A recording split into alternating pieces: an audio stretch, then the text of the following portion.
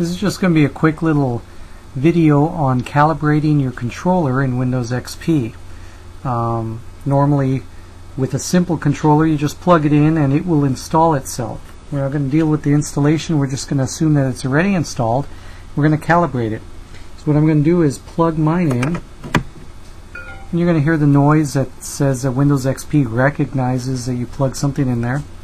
So you're going to go to Start, Control Panel, and then Game Controllers.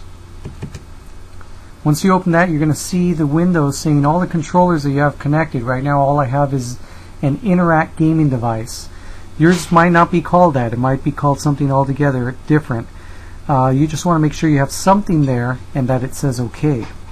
So you're going to go to Properties now, and you can test the game controller here at this window. Now just because I move this around and it moves and I push the buttons and they light up, that doesn't mean that it's properly calibrated.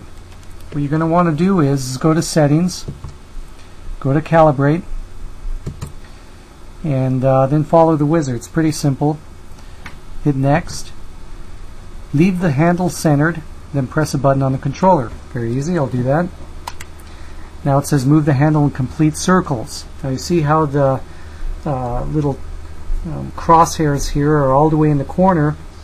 I'm not even moving it, but right now it's not calibrated correctly, so it thinks that that is 0. It needs to be right in the middle to be at 0. So I'm going to move it in complete circles like it tells me to. That lets it know the limits of the X and the Y axis.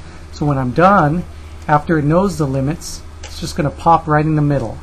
Since I'm not moving it, it's going to be at 0, and that's where it's going to start up and end at. That's going to help it to be properly calibrated.